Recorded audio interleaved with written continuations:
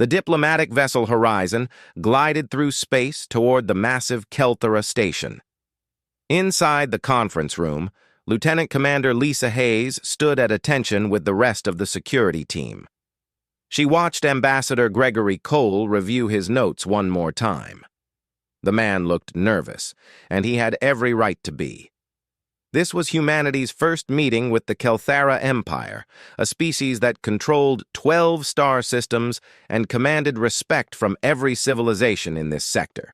The reports described them as warriors first and diplomats second. Their culture revolved around strength and combat prowess.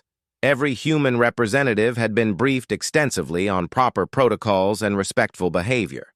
Lisa adjusted her uniform and glanced at the viewport. The Kelthera station grew larger with each passing minute. It looked more like a fortress than a diplomatic hub, all sharp angles and weapon emplacements.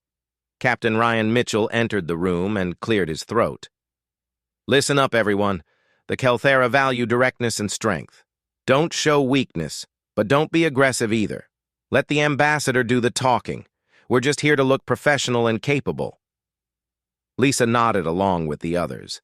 She had spent weeks preparing for this mission, studying everything available about the Kelthera.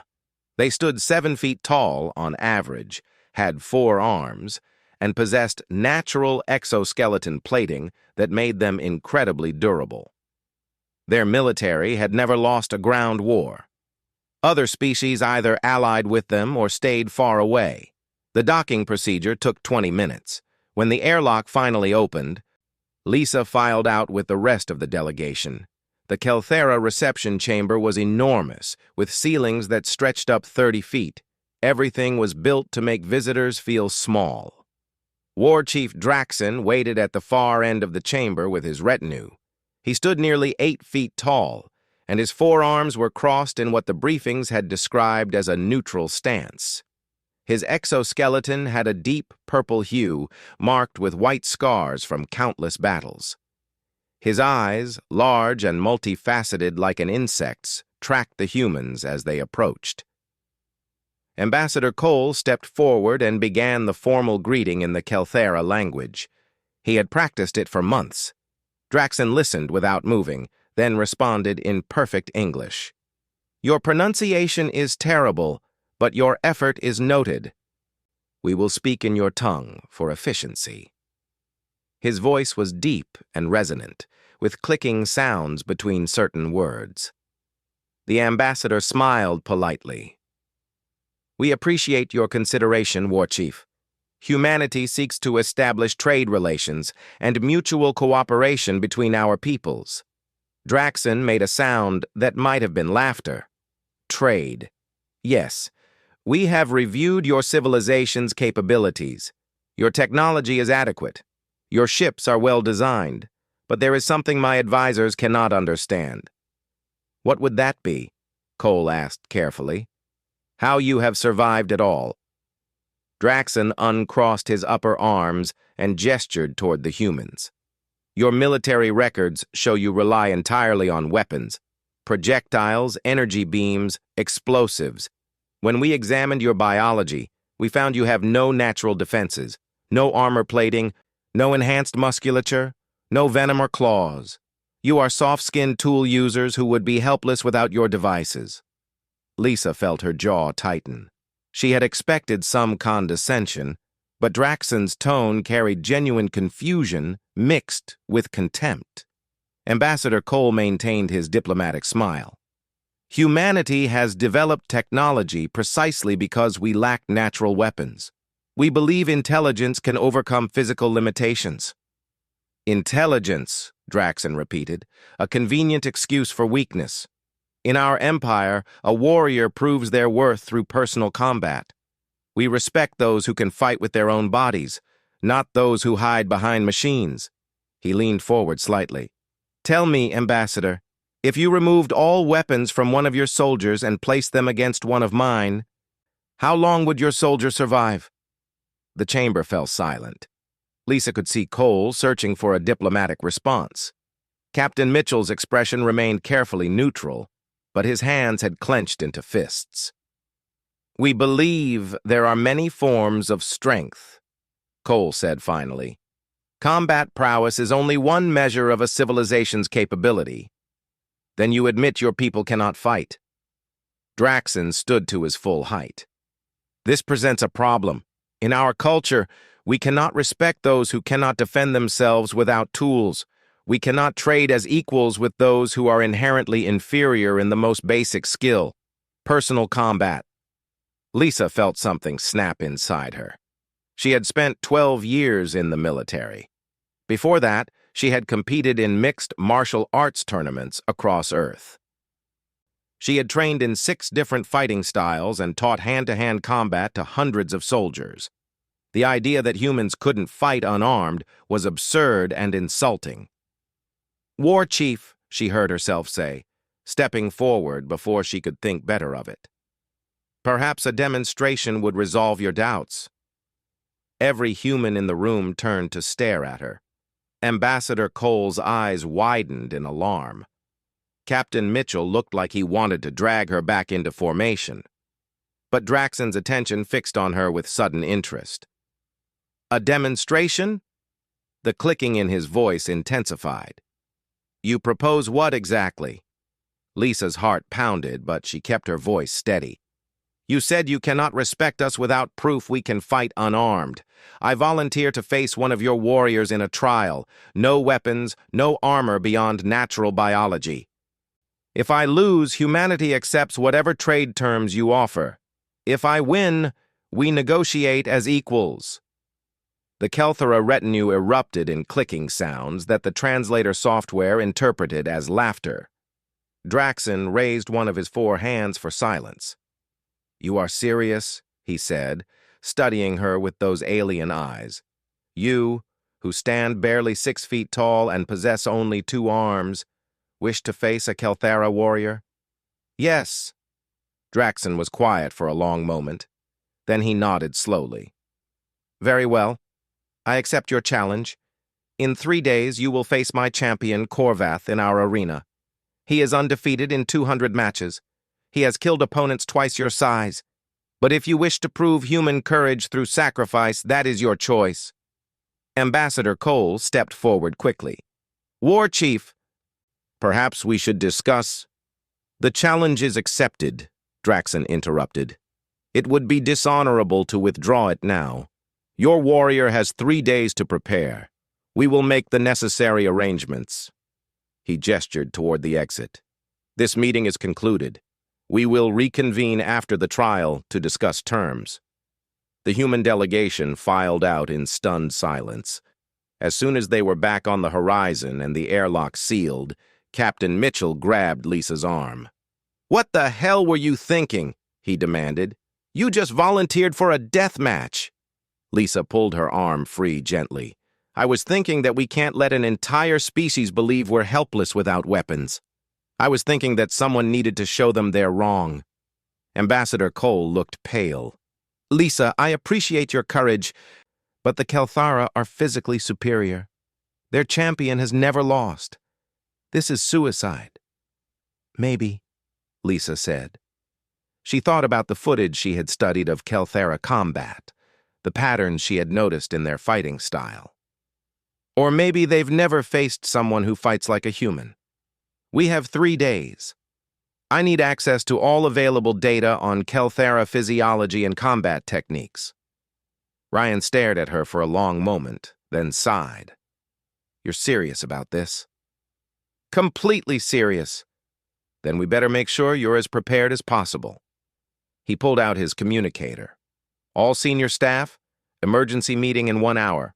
We have 3 days to figure out how to beat an unbeatable opponent." Lisa nodded her thanks and headed toward her quarters. Her hands were shaking now that the adrenaline was fading. But she couldn't back down. Humanity's reputation in this entire sector depended on what happened in that arena. She had 3 days to find a way to win, or die trying. The training room felt too quiet. Lisa stood in the center of the mat, watching the holographic display of a Kelthara warrior move through combat sequences. The projection was life-sized, built from every scrap of footage the Horizon's database contained. She had been studying it for 6 hours straight.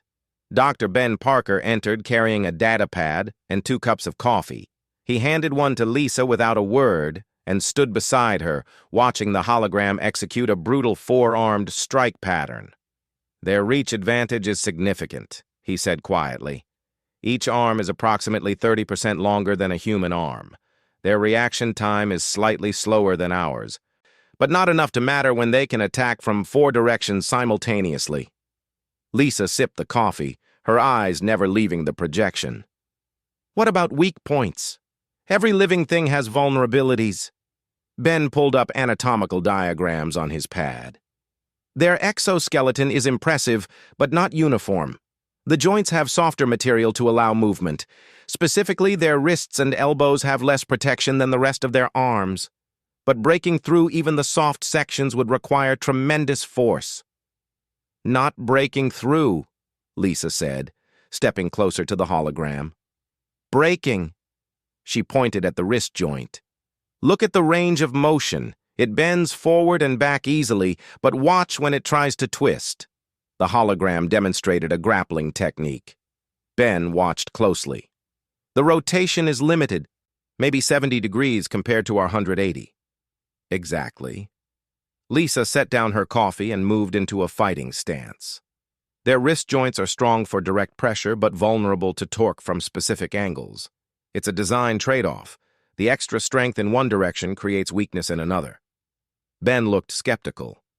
"Even if you could apply that kind of precise force in the middle of a fight. Korvath has 3 other arms. The moment you commit to attacking one limb, the others will strike you." "Not if I'm inside his reach," Lisa demonstrated, moving as if an invisible opponent was attacking. "The Kelthara fighting style emphasizes distance control. They use their reach advantage to strike while staying far enough away to avoid counterattacks. Every recording shows the same pattern. They never fight close in, because they never need to," Ben pointed out. "Their opponents can't get close enough to matter." Lisa smiled grimly. "Which means they've never developed close-quarters techniques. They don't know how to fight when someone is right against them. That's my advantage." The door opened, and Sergeant Jake Morrison walked in, carrying practice pads and protective gear. He had been Lisa's training partner for 3 years and knew her fighting style better than anyone on the ship. "Captain Mitchell wants an update in 2 hours, Jake said, setting down the equipment. "He's worried you're planning something crazy." "I'm planning something necessary." Lisa picked up the pads. "Help me test a theory." For the next hour, they worked through scenarios. Jake used all 4 pads to simulate multiple simultaneous attacks. Lisa practiced slipping inside the pattern of strikes, finding the angles where the pads couldn't reach her effectively. It was exhausting work. Every mistake meant a pad crashing into her ribs or back. "Again!" she gasped, resetting her stance. Sweat dripped down her face. Her muscles screamed in protest, but she needed to make the movements automatic, to train her body to react without thinking. Jake hesitated. "Lisa, you've been at this for hours. You need rest." "I'll rest when I'm ready. Again." They continued until Lisa's legs could barely hold her weight. Jake finally called a halt and helped her sit down. Ben handed her water and a protein bar. "You're going to burn yourself out before the fight even starts," Jake said, concern clear in his voice. "I need to be faster than I've ever been, faster than he expects." Lisa drank half the water bottle in one go. "The Kelthara have never lost because they've only fought species that try to match their strength. Other warriors try to overpower them or outlast them. That plays into their advantages." "And you're going to do what exactly?" Ben asked. "I'm going to fight like a human." Lisa pulled up footage on the wall screen, showing historical human martial arts competitions. For thousands of years, humans have developed fighting techniques specifically because we weren't the strongest or biggest. We learned to use leverage instead of strength. We developed joint locks and chokes. We discovered nerve clusters and pressure points. We created entire fighting systems based on defeating larger, stronger opponents. She switched to footage of a judo competition, where a smaller fighter threw a larger opponent using his own momentum. Then to a Brazilian jiu-jitsu match, where a grappler submitted someone from a ground position. Then to a mixed martial arts bout, where precise strikes to specific targets ended the fight in seconds. The Kelthera have nothing like this, Lisa continued. Their combat is straightforward. They strike with overwhelming force from multiple angles. It works against everyone they've faced, but they've never encountered someone trained in techniques specifically designed to beat bigger, stronger opponents. Jake studied the footage thoughtfully. You really think you can pull this off? I think I have to try. Lisa stood up despite her exhausted muscles. Show me the four-strike kill again. I need to see exactly how Korvath positions his arms. They pulled up footage of Korvath's previous matches. The Kelthera champion was terrifying to watch. He moved with brutal efficiency, ending most fights in under 10 seconds. His signature technique, the four-strike kill, involved all four arms attacking simultaneously from different vectors. No opponent had ever defended against it successfully. Lisa watched the sequence frame by frame. There, she said, pointing at the screen. Right before he commits to the strike, his center of gravity shifts forward. All four arms extend at once, which means there's a split second where he's fully committed and can't adjust. That's when I move. Move where? Ben asked. All four arms are coming at you from different directions. There's nowhere safe to go. Inside. Lisa traced a path on the screen with her finger. Right here, between his primary and secondary right arms. If I time it perfectly, his own arms will block each other from hitting me. I'll be too close for him to generate power, and his wrist will be exposed for exactly the angle I need. Jake whistled softly. That's the craziest thing I've ever heard. The timing window must be a fraction of a second. 0.2 seconds, based on analysis of his previous matches. Lisa met his eyes. I've pulled off tighter timing windows in competitions. The difference is I've never had this much riding on it. They spent another 2 hours drilling the entry timing. Lisa practiced the movement hundreds of times until Jake could barely see her step before she was inside his guard. Then they worked on the wrist break technique, using padded training equipment to simulate the Kelthera joint structure. Captain Mitchell arrived as scheduled, watching the training session in silence. When Lisa finally took a break, he approached with his arms crossed. Ambassador Cole wants to call off the challenge, he said bluntly. He thinks we can still negotiate. War Chief Draxon won't respect us if I back out now, Lisa replied, wiping sweat from her face. He'll see it as proof that humans are cowards who hide behind words when action is required. Ryan was quiet for a moment. You understand that if you lose, it's not just your life at stake. Our entire position in this sector changes.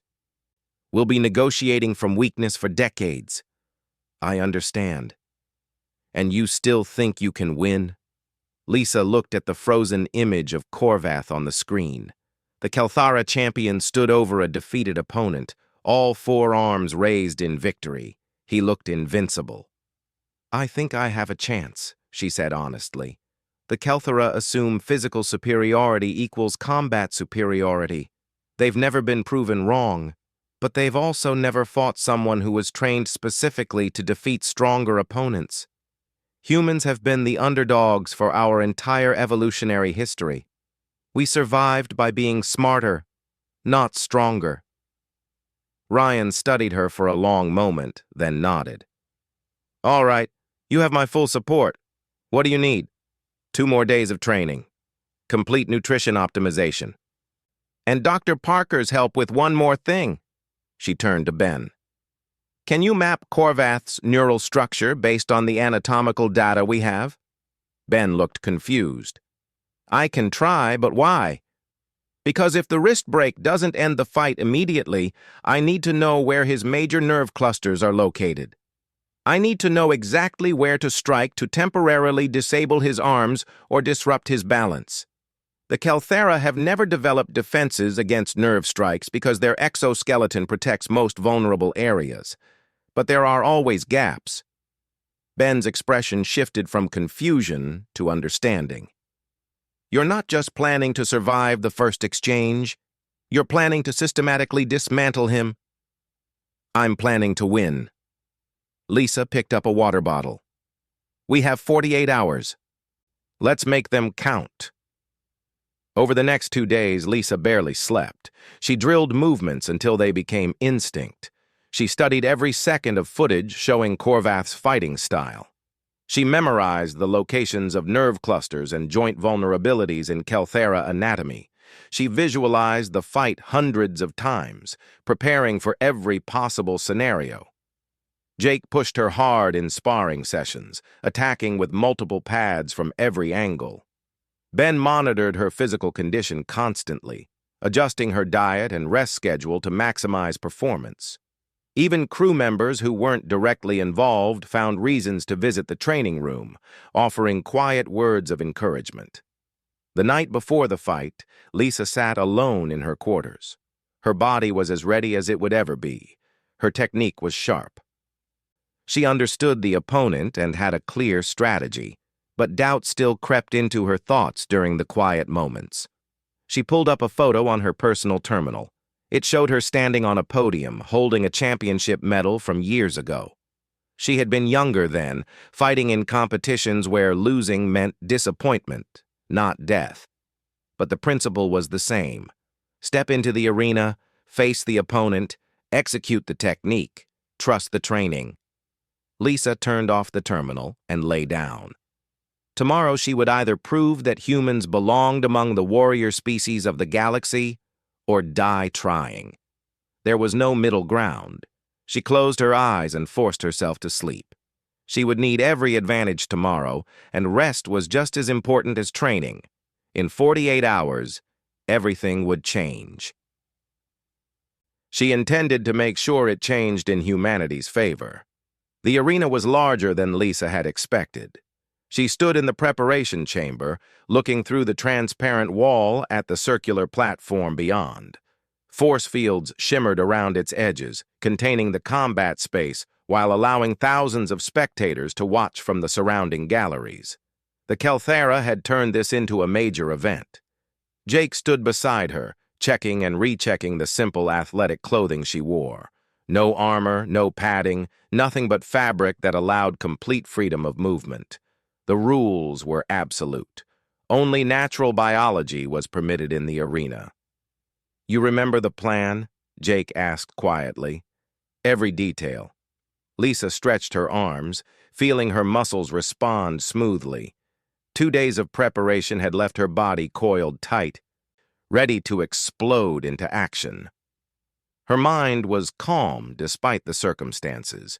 She had been in high-pressure fights before. This was just another match.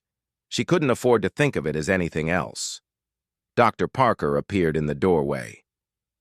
Your vitals are perfect. Heart rate is elevated but steady. Adrenaline levels are optimal. Physically, you're as ready as possible.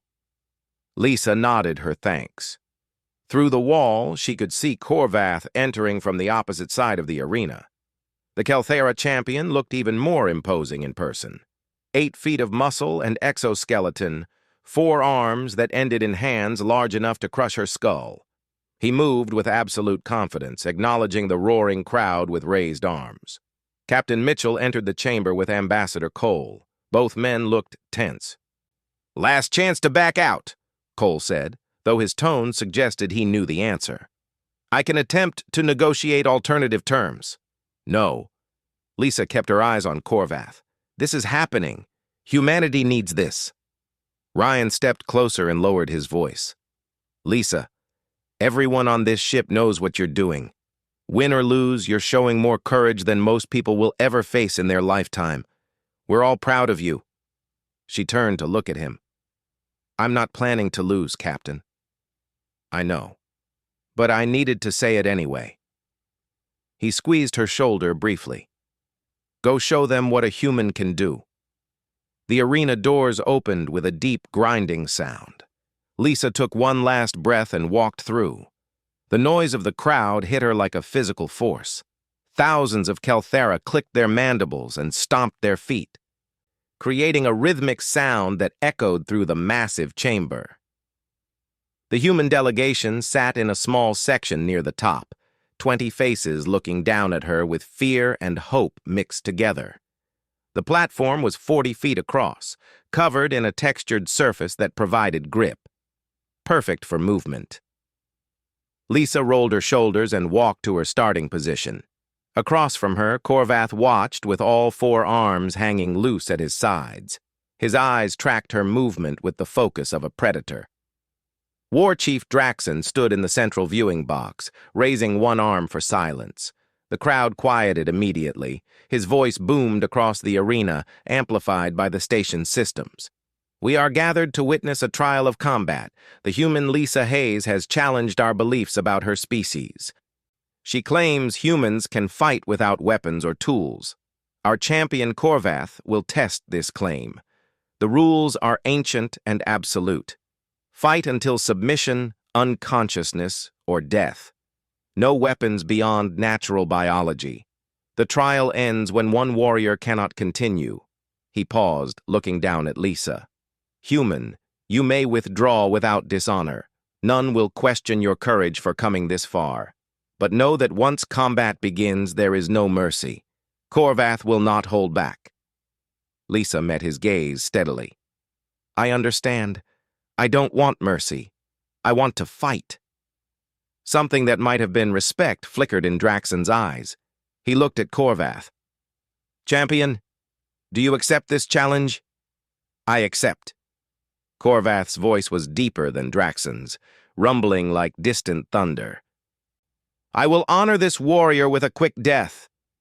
Then let the trial begin." Draxon dropped his arm. The force fields around the platform brightened, sealing them inside. The crowd erupted in clicking and stomping. Lisa barely heard them. Her entire focus narrowed to Korvath and the space between them. The Kelthera champion began walking forward slowly. All 4 arms spread wide, creating a wall of limbs that covered multiple angles of approach. It was a standard Kelthera fighting stance, designed to prevent opponents from circling away or finding an opening. Most fighters would either retreat or try to rush through the gaps between arms. Both options played into Kelthera advantages. Lisa didn't retreat. She moved forward at an angle, staying light on her feet. Her eyes tracked Korvath's center of mass, watching for the shift that would signal an attack.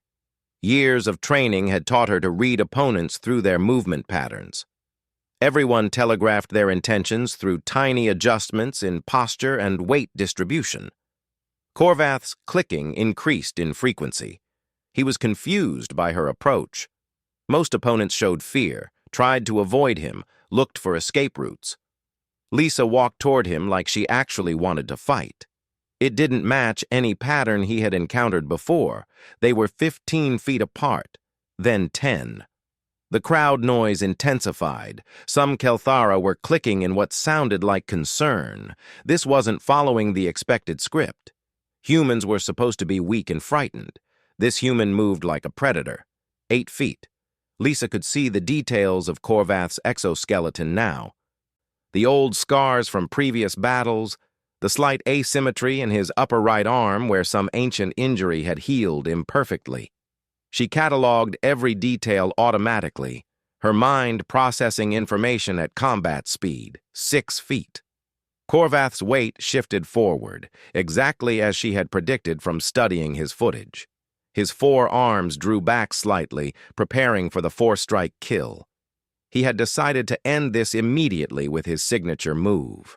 Overwhelming force from 4 directions at once. It had never failed. Lisa saw the commitment in his stance, the split second before he launched the attack, when he was gathering himself for maximum power. This was the moment everything depended on. All the training, all the preparation, all the analysis came down to the next 2 seconds. Korvath exploded forward, all 4 arms striking simultaneously from different vectors. His upper arms came from high angles, aiming to crash down on her head and shoulders. His lower arms swept horizontally at her torso and legs. There was nowhere to dodge. The attacks covered every possible escape route. Lisa stepped into the attack. She moved forward and to the right, slipping between his primary and secondary right arms, exactly where she had visualized hundreds of times. Her timing was perfect. Korvath's own limbs blocked each other from adjusting to her movement. For a fraction of a second, she was inside his guard, where his strength advantage meant nothing. Her left hand caught his primary right wrist, fingers finding the exact position she had practiced. Her right arm drove forward in a sharp arc, applying torque at the precise angle where the Kelthera joint structure was vulnerable. She used her entire body weight and the momentum of her forward movement, channeling force through the technique with perfect efficiency. The sound of Korvath's wrist breaking echoed through the suddenly silent arena. Lisa released immediately and spun away, resetting her distance. Her heart hammered in her chest, but her breathing remained controlled. The first exchange was over. She had survived it and landed her strike exactly as planned. Korvath stood frozen, staring at his damaged right wrist. The joint bent at an unnatural angle. Purple blood leaked from cracks in the exoskeleton. For 3 full seconds he didn't move.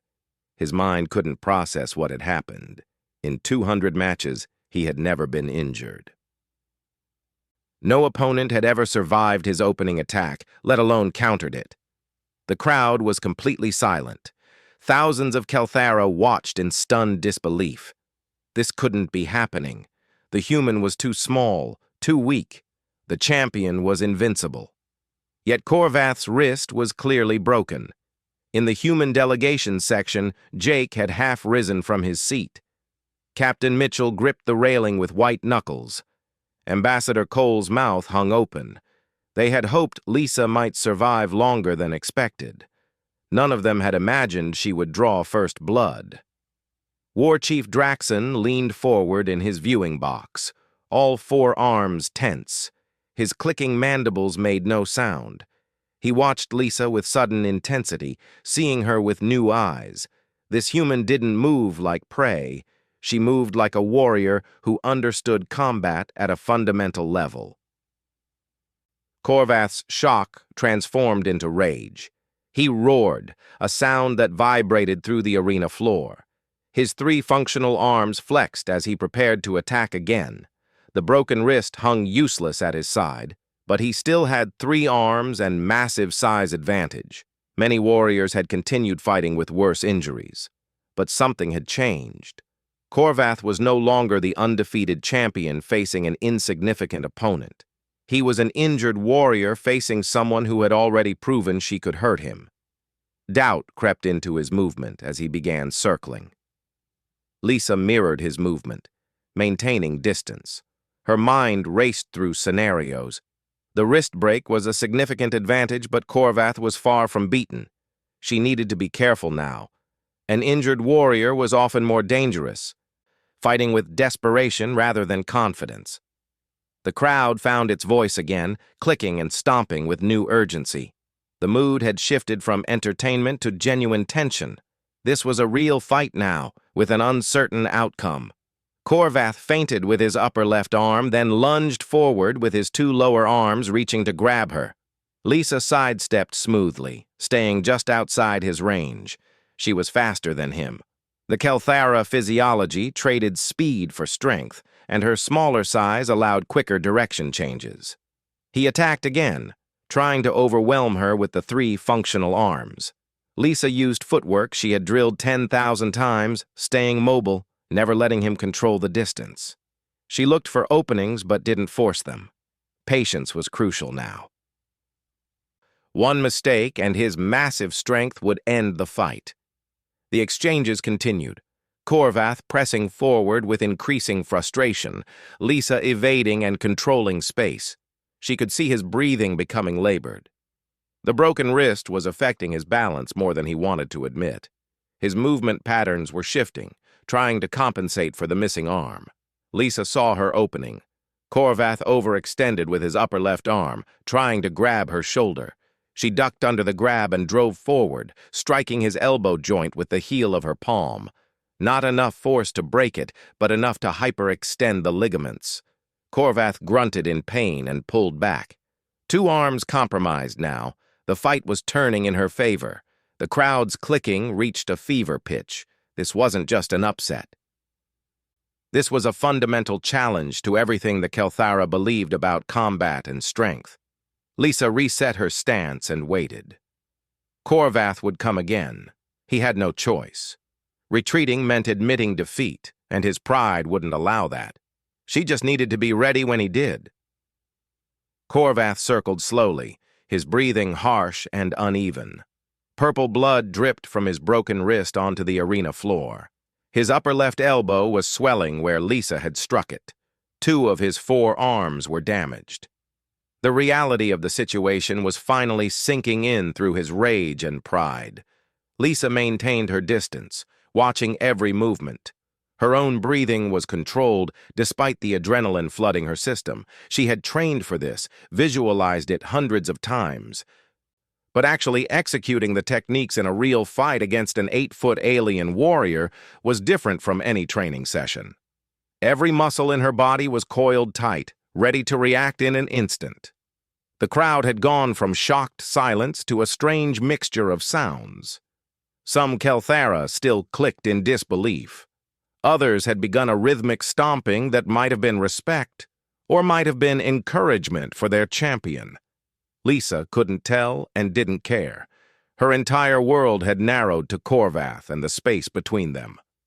War Chief Draxon stood in his viewing box, all 4 arms gripping the railing. He had stopped clicking entirely.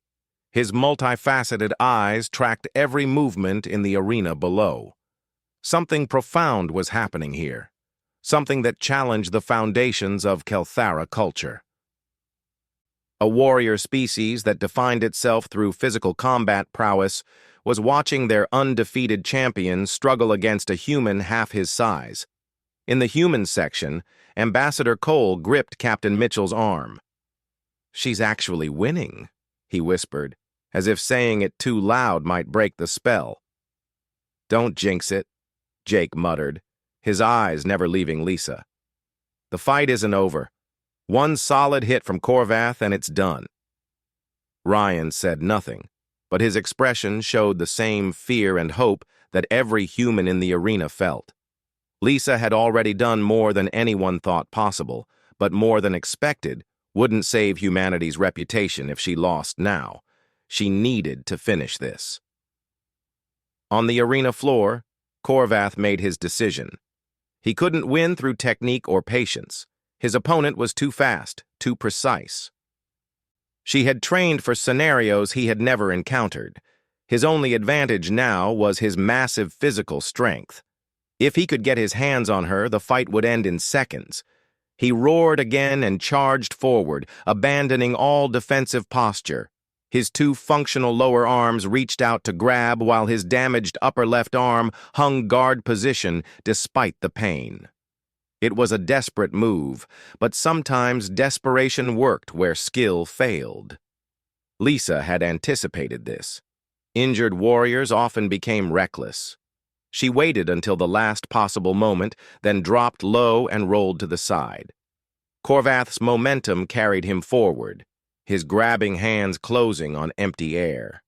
As he passed, Lisa struck the back of his lower right knee with a precise kick. The kick wouldn't have hurt a human badly. But she had studied Kelthara anatomy with Dr. Parker. She knew the nerve cluster behind that knee was one of the few spots not protected by exoskeleton. The kick was placed with surgical precision, hitting the exact pressure point that would temporarily disrupt motor function. Korvath's leg buckled. He crashed down onto his knees, the impact shaking the arena floor. Before he could recover, Lisa moved behind him and applied a rear chokehold, her arm wrapping around his thick neck. It wasn't a traditional blood choke that would cut off circulation to the brain. Kelthara physiology was different, but Parker had showed her the location of the primary airway, and she applied pressure there instead. Korvath thrashed wildly, trying to reach back with his functional arms. His strength was terrifying. Lisa felt like she was holding on to a thrashing vehicle. Her arms burned with the effort of maintaining the hold. She wrapped her legs around his torso for leverage, every muscle in her body straining. The champion managed to grab her leg with his lower left arm. His grip was crushing, strong enough to break bone. Lisa gritted her teeth against the pain but didn't release the choke. This was the moment everything came down to. Who would give out first? His air supply or her ability to hold on? Seconds stretched into eternity.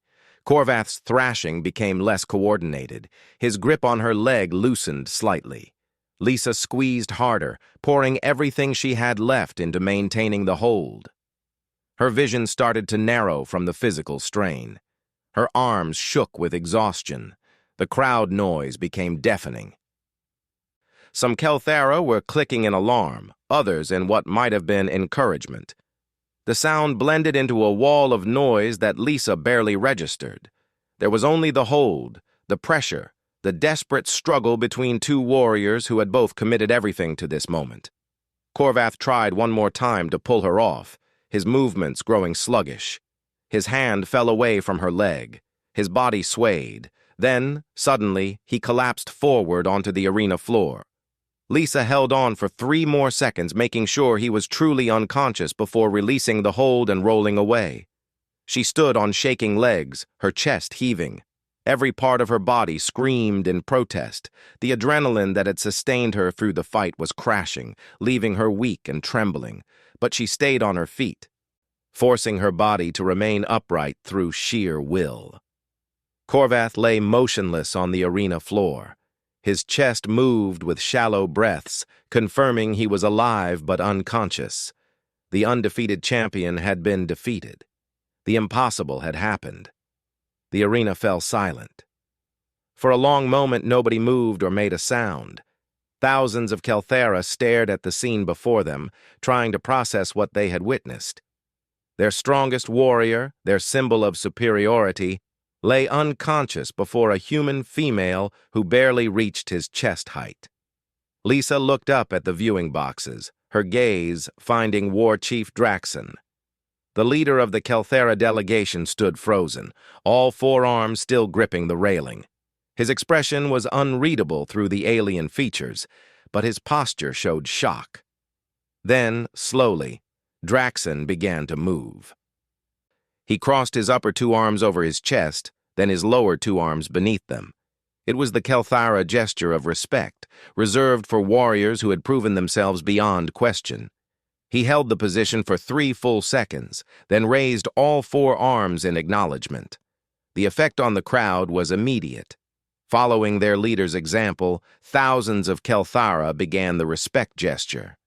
The clicking that followed was different from before, deeper and more rhythmic. It was recognition, acknowledgement, acceptance. In the human section, the delegation erupted in cheers. Jake was on his feet, shouting himself hoarse. Captain Mitchell had his arms raised in victory. Ambassador Cole looked like he might cry from relief. They had done it.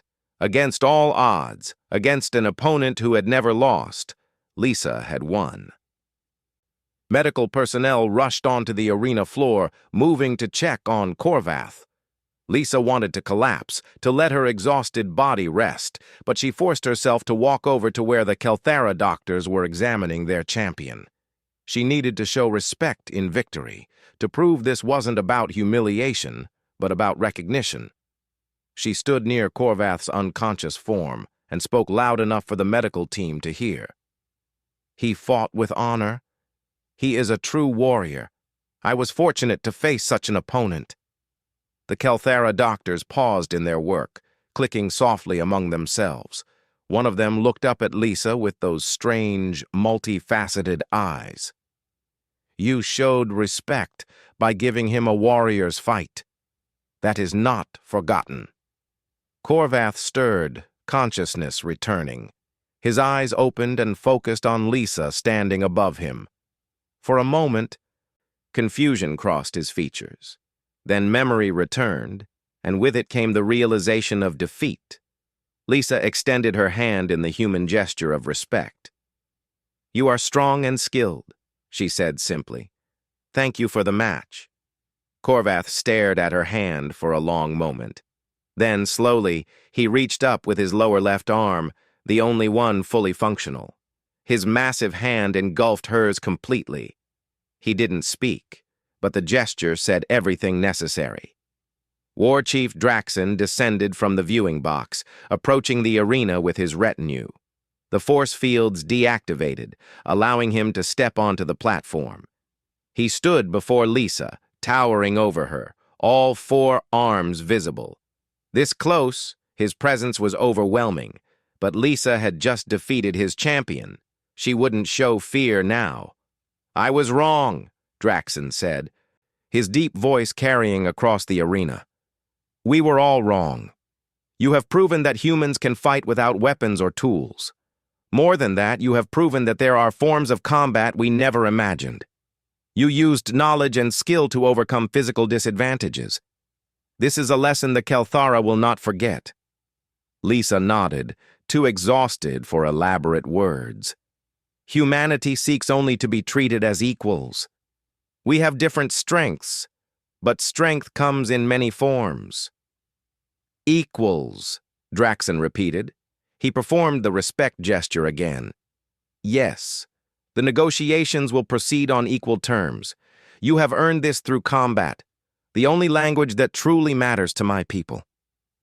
Ambassador Cole had made his way down to the arena floor, along with the rest of the human delegation.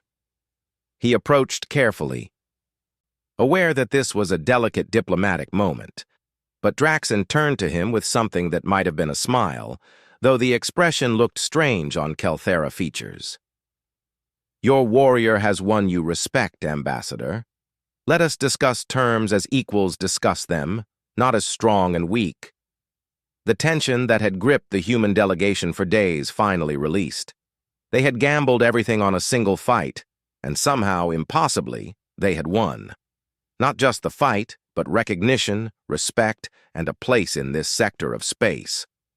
Lisa felt Jake's hand on her shoulder, steadying her as her legs finally gave out. Dr. Parker was there instantly, scanning her with medical equipment and muttering about stress injuries and adrenaline crashes. Captain Mitchell stood nearby, his expression one of pure pride. "You did it," Ryan said quietly. "You actually did it." "We did it," Lisa corrected, her voice weak. "All the preparation, the analysis, the training, this was a team effort." "Maybe," Jake said with a grin. "But you're the one who stepped into that arena. You're the one who broke the unbreakable champion's wrist before he could even land a strike. That's all you." Lisa managed a tired smile. "I just showed them that humans belong among the warrior species. That was always the goal."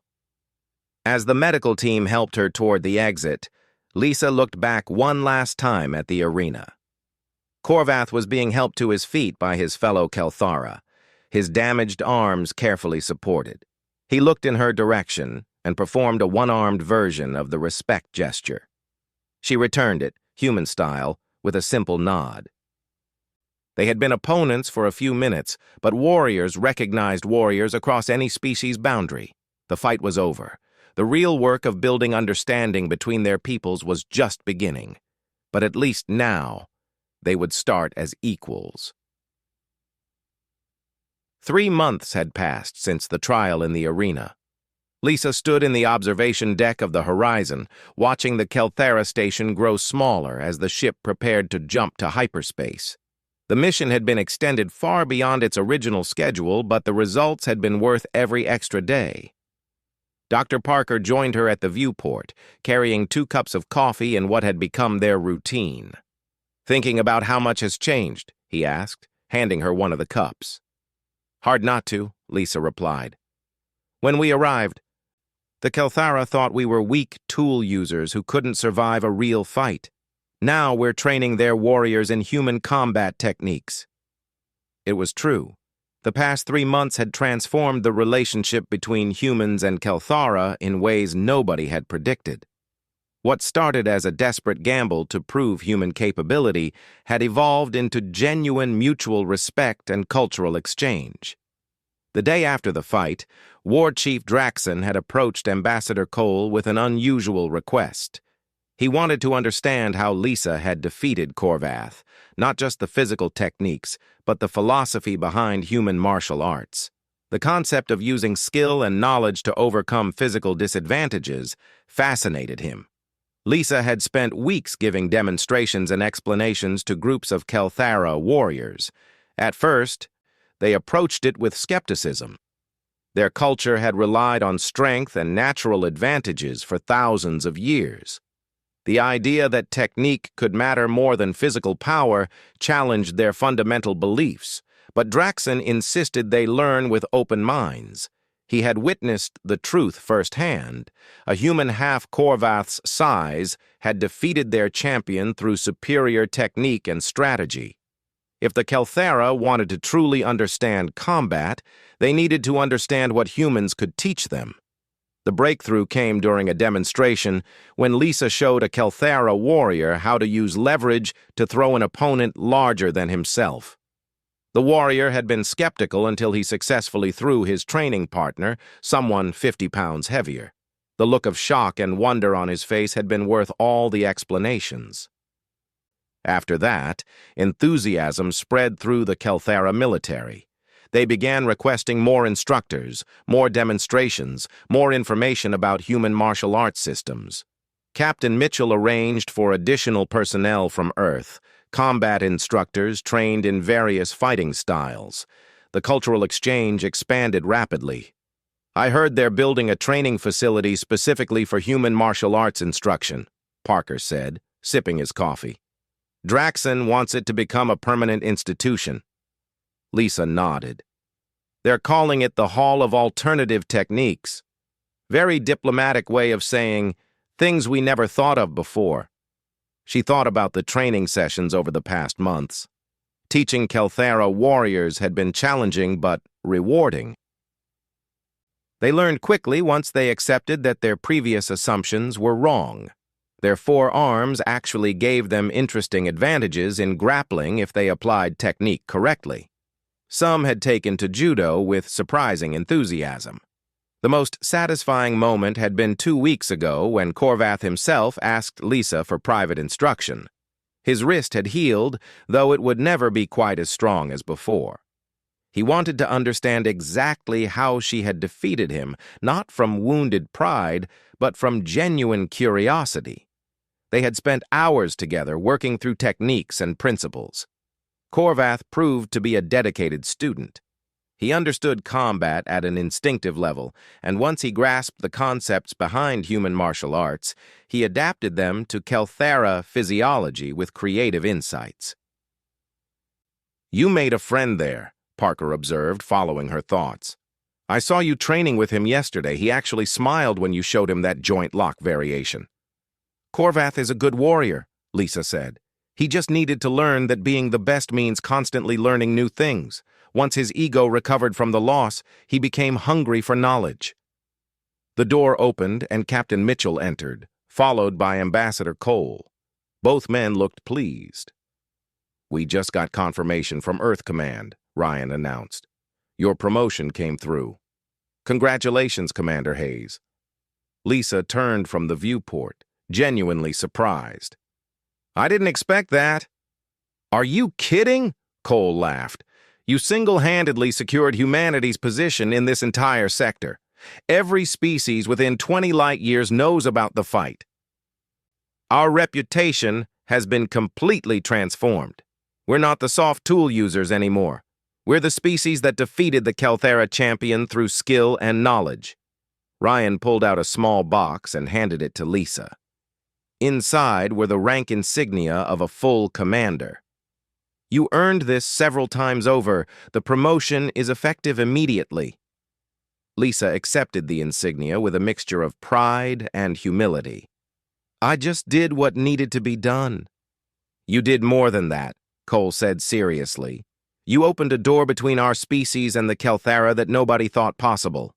The trade agreements we've secured, the military cooperation protocols, the cultural exchanges, none of it would have happened without what you did in that arena." Jake Morrison appeared in the doorway, grinning widely. "Is this a private party, or can anyone celebrate the new commander?" "Get in here," Lisa said, waving him in. Over the past months, her team had become more than just colleagues. They had supported her through the most dangerous moment of her life and helped turn that moment into something meaningful. "So what happens now?" Jake asked. "We've basically revolutionized Kelthera combat training. Hard to top that." "Now we move forward," Ryan said. "The Kelthera want to establish permanent exchange programs. They're sending some of their warriors to Earth to study at our military academies. In return, they're offering to teach us about their advanced engineering and shield technology. It's the beginning of a real partnership." Parker raised his coffee cup. "Two unlikely friendships, and even more unlikely victories." They all touched cups together, a simple gesture that somehow felt significant. 3 months ago, they had been strangers approaching a hostile species with no real hope of success. Now they were departing as allies and friends, having fundamentally changed the relationship between their civilizations. Later that evening, Lisa sat alone in her quarters, reflecting on everything that had happened. The fight in the arena felt both distant and immediate, like something from another life that still affected every moment of her present. She had been terrified that day, despite all her training and preparation. The memory of Korvath's 4 arms coming at her from all directions still sent a chill down her spine. But she had trusted her training. She had executed the techniques exactly as practiced. She had proven that humanity belonged among the warrior species of the galaxy, not through physical superiority, but through knowledge, skill, and the ability to adapt. A message notification blinked on her terminal. She opened it and found a video file from War Chief Draxon. Curious, she played it. Draxon's face filled the screen, his multifaceted eyes reflecting multiple camera angles. He spoke in the Kelthera language, but the translator software provided subtitles. "Commander Hayes, I wanted to record this message before your departure. What you did in our arena 3 months ago changed my people's understanding of combat and strength. We believed physical power was the ultimate measure of a warrior. You proved us wrong. You showed us that knowledge, technique, and strategy can overcome any physical disadvantage. This is a lesson the Kelthara will carry forward for generations." He paused, all 4 arms visible in the frame. "But more than that, you showed us respect. You did not humiliate Korvath in victory. You honored him as a fellow warrior. You shared your knowledge freely, teaching our people rather than hoarding your advantages. This is the mark of true strength, the kind that builds bridges rather than walls." Draxon performed the full 4-armed respect gesture. "Humanity is fortunate to have warriors like you. The Kelthera are fortunate to have found allies like you. May our peoples continue to learn from each other. Safe travels, Commander. We will meet again." The message ended. Lisa sat quietly for a moment, feeling the weight of everything they had accomplished. She pulled up another file, one she had been compiling over the past weeks. It was a detailed manual on human martial arts, adapted for Kelthera physiology, with notes and insights from her training sessions. She attached a message to Korvath and sent it. "For your continued training, remember the best warriors never stop learning." The Horizon's engines hummed as the ship prepared for the hyperspace jump. Lisa stood and walked back to the observation deck. Jake was already there, along with several other crew members who had gathered to watch the departure. "Going to miss them?" Jake asked as Lisa joined him. "A little," she admitted. "They're not so different from us, really. They value honor, courage, and skill. They respect those who prove themselves. We just had to show them that proving yourself doesn't always mean being the biggest or strongest." The station fell away as the Horizon accelerated. In moments, they would jump to hyperspace and leave the Kelthera system behind. But what they had built here would continue. The training programs, the cultural exchanges, the friendship between species who had started as potential enemies. "You know what the best part is?" Jake said thoughtfully. 5 years from now, 10 years from now, there will be Kelthera warriors using techniques you taught them. There will be humans learning from Kelthara instructors. Our peoples will be stronger together than we ever could have been separately. Lisa smiled. That's the real victory. Not what happened in the arena, but what comes after. Building something better together. Captain Mitchell's voice came over the ship's intercom. All hands. Prepare for hyperspace jump in 60 seconds. The crew braced themselves in the familiar routine. Lisa watched the Kelthara station one last time, thinking about Korvath and Draxon and all the warriors she had trained over the past months. They had started as strangers who dismissed humanity as weak. Now they were allies who had learned that strength comes in many forms. The stars stretched and blurred as the horizon jumped to hyperspace. The Kelthara system vanished, replaced by the swirling colors of faster-than-light travel. But the connections they had forged would remain strong across any distance. Ambassador Cole appeared on the observation deck, looking satisfied. I've been reviewing the final agreements. The trade terms are better than anything I hoped to achieve when we started this mission. The Kelthara are offering technology exchanges, joint research programs, and mutual defense protocols. All because you stepped into that arena and proved we're more than they assumed. We're all more than others assume, Lisa said quietly. The Kelthara taught me that too. They're not just brutal warriors obsessed with strength. They're honorable, loyal, and willing to learn when shown something new. We both had wrong assumptions about each other.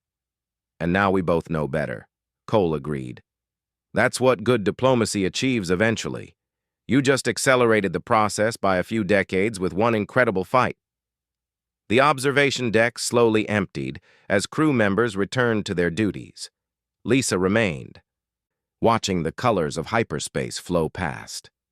She thought about the journey that had led her here, from martial arts competitions on Earth to teaching alien warriors in a distant station. Every experience in her life had prepared her for that moment in the arena. Every training session, every competition, every lesson learned from victory and defeat. She had been ready when humanity needed her, not because she was special, but because she had put in the work to develop her skills. That was perhaps the real lesson in all of this. Strength, whether physical or mental, came from dedication and practice. The Kelthara were learning that now, incorporating human techniques into their training. And humans would learn from Kelthara engineering and military discipline. Both species would be better for the exchange. Lisa finally left the observation deck and headed toward her quarters. Tomorrow would bring new challenges, new missions, new opportunities to represent humanity among the stars.